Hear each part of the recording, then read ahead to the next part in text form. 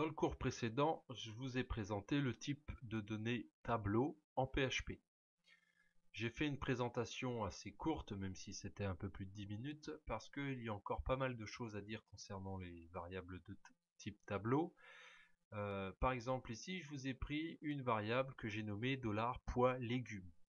Et nous avons le poids d'un artichaut, le poids d'une carotte, céleri branche, céleri rave et d'un chou-fleur.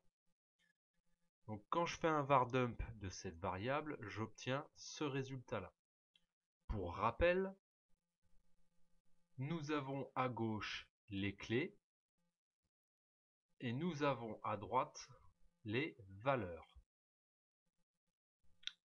La difficulté, c'est lorsqu'on dispose d'un tableau comme celui-là, par exemple si je vous dis 30 c'est quoi, ça correspond à quel légume, vous allez avoir un petit peu de mal à me répondre si vous n'avez pas bien suivi. Alors il y a une solution qui permet de mieux reconnaître les valeurs, c'est-à-dire à quoi elles sont associées, c'est justement la notion de tableau associatif.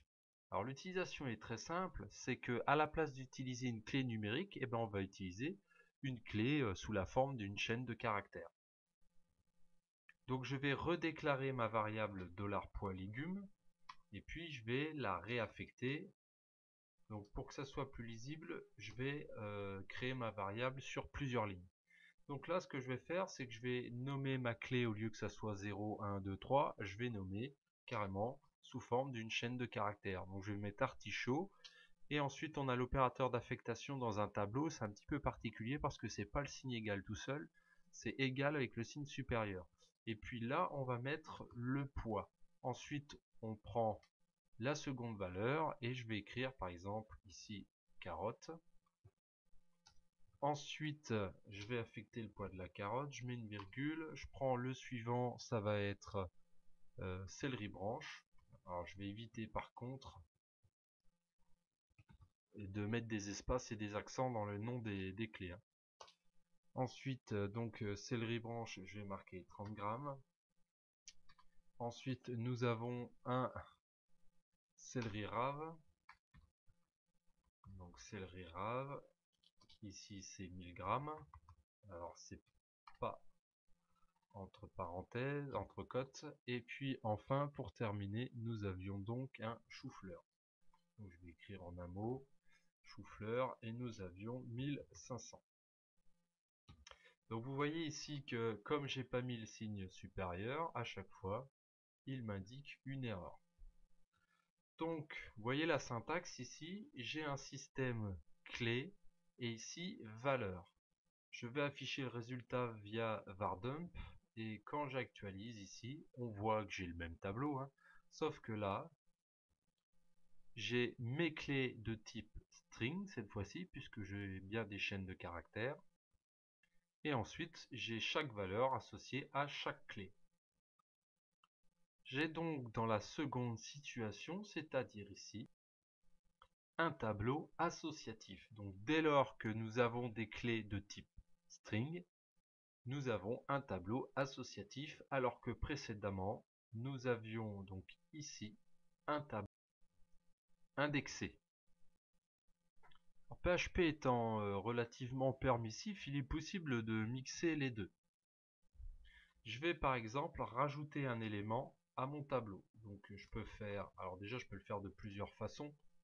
Je peux très bien ajouter ici un élément, par exemple je marque 600 sans dire à quoi ça correspond. Quand je fais ça, ça veut dire que je rajoute une nouvelle entrée dans mon tableau. Quand j'actualise, j'ai bien 600. Et par rapport au cours sur les variables de type tableau, je vous avais dit que PHP utilise la dernière valeur entière numérique. Donc comme là j'en ai pas utilisé, lui il va mettre 0 tout seul, tout simplement.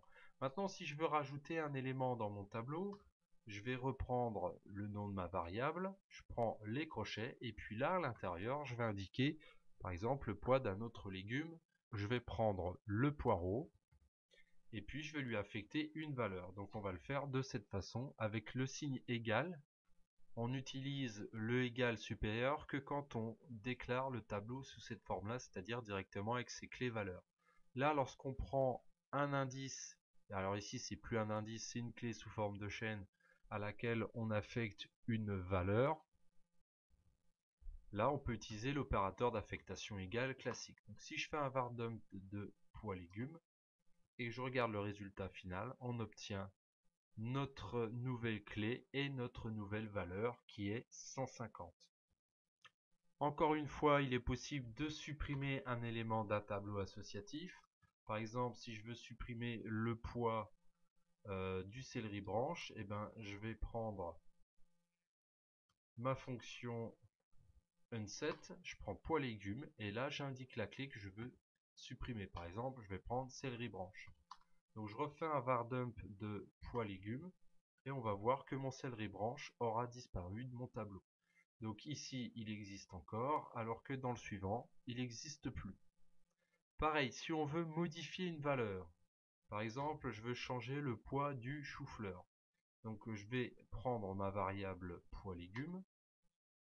Ici, je vais prendre la clé chou-fleur et je vais affecter, via l'opérateur d'affectation égale, un nouveau poids. Admettons que je vais marquer 1800.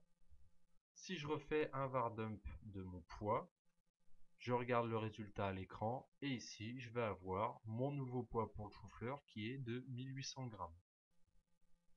Alors utiliser un tableau associatif, en fait ça devient très pratique quand on va parcourir les éléments d'un tableau un par un et on va pouvoir afficher la clé avec la valeur. Du coup ça nous permet d'avoir un résultat très lisible.